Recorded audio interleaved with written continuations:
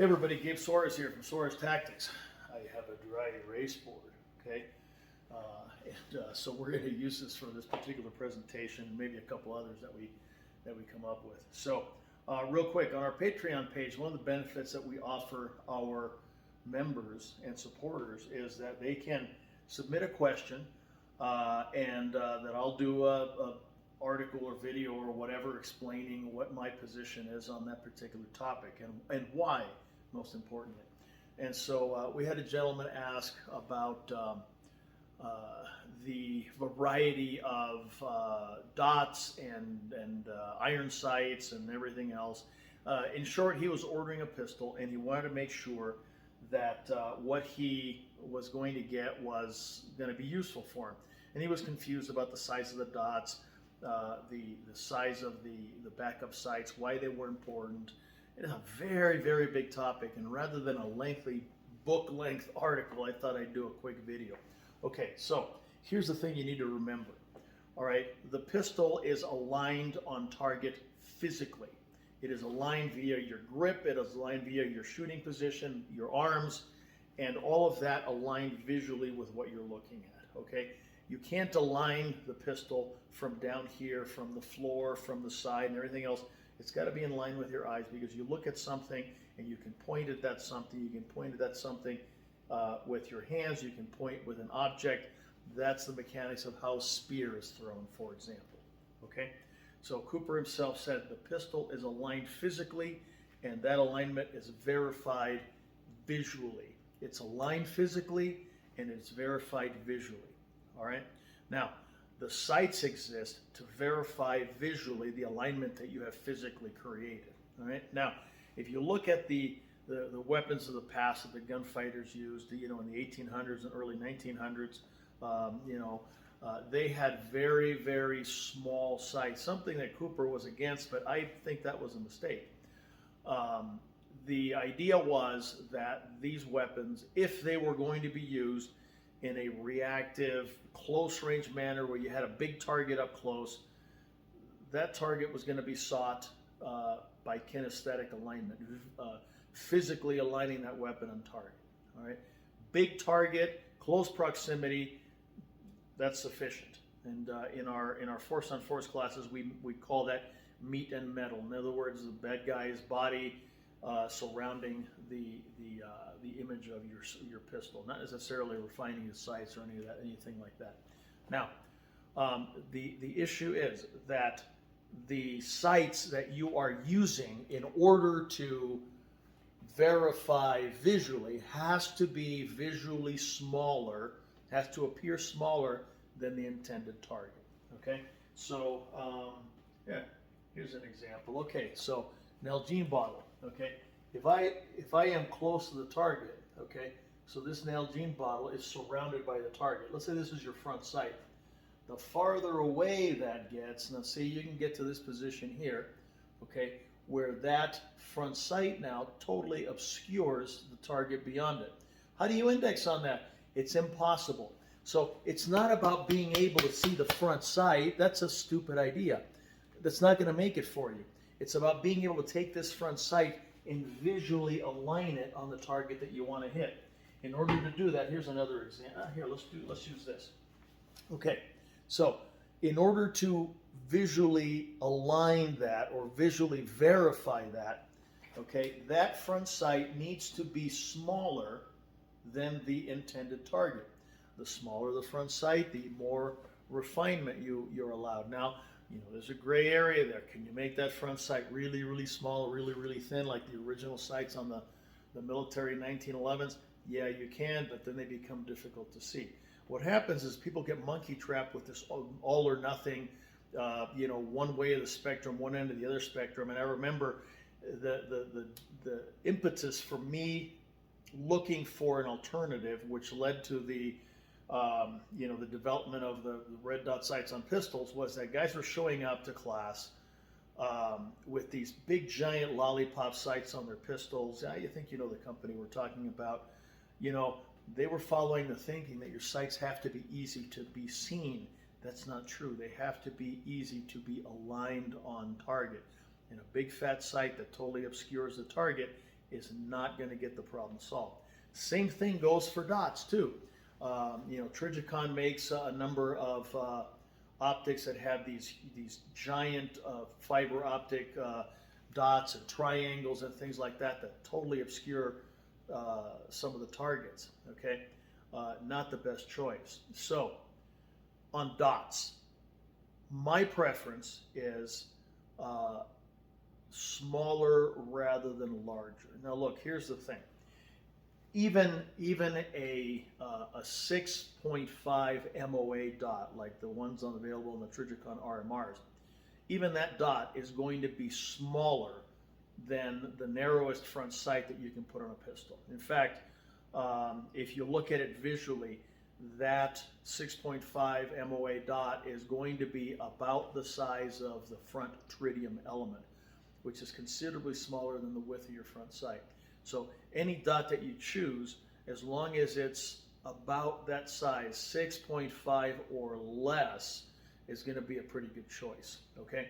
Now I think that there's going to be a point beyond diminishing returns there. You go too small in the dot's going to be difficult to see under certain conditions. So like on this particular pistol, SP01, I believe that Holosun is using. I believe they're using 2 MOA dots. This is easily seen, so it's not an issue. Anything smaller than that, it may tend to not be easily seen in some areas. So any dot that you pick is going to work fine, and it's going to look something like that on your target. Okay, and it's good to go. Now on the backup sights, I've talked about why these are important many times. They're important for a number of reasons. First is that anything man-made can fail, all right? And what we do in the morning when we wake up, when we get our pistol and we're going off to save humanity or whatever the case is, we do a weapons check. And that weapon check consists of checking the chamber. This is how I do it, by the way. Checking the chamber to make sure that you're loaded, all right? Checking the magazine to make sure the magazine is loaded. And last of all, checking the optic to make sure that it is still in line with the iron sights, although you don't need to have that established when you shoot for to hit a target. You establish that to make sure that this has not become lost zero or changed or whatever. The chances of the optic losing zero as opposed to the irons losing zero is higher, so we use that to verify and check the status before we go out into the world and do our thing. We also want to have these in place in the event that this optic needs to be removed for whatever reason, maintenance, whatever the heck is.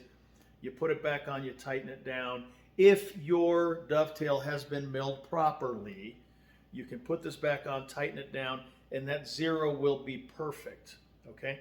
If it's not, you can adjust the dials so it comes back into coincidence with the iron sights without having to go to the range. And listen, there's guys online that'll tell you different.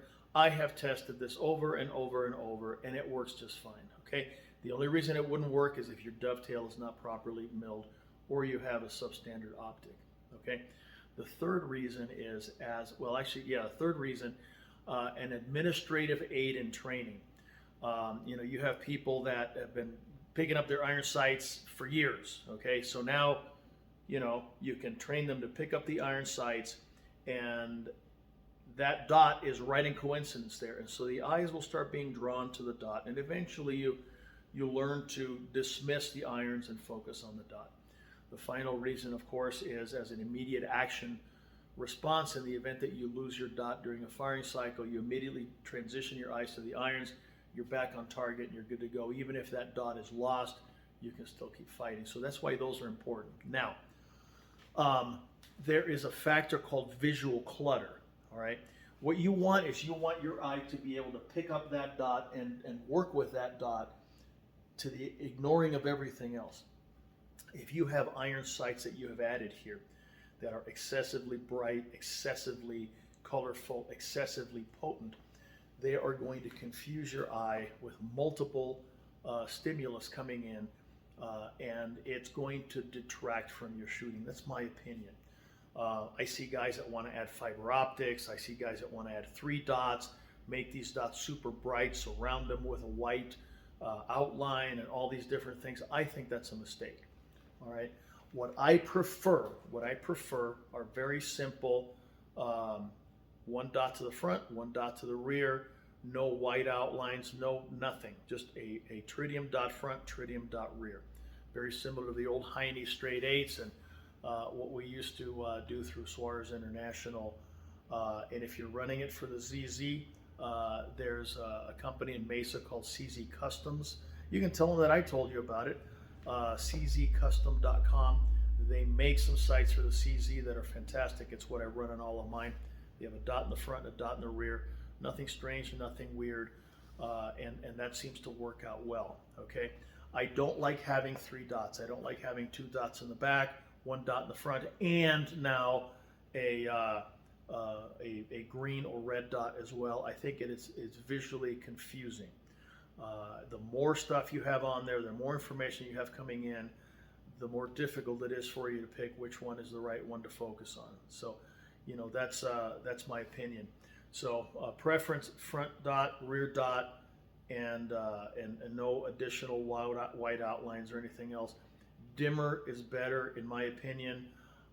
Again, the dots are not going to help you align the pistol. The dots are going to help you verify that alignment, but you're not going to get the sort of alignment that you get with something like this. It's just simply to aid you in aligning the pistol, but that's also something you can do by feel.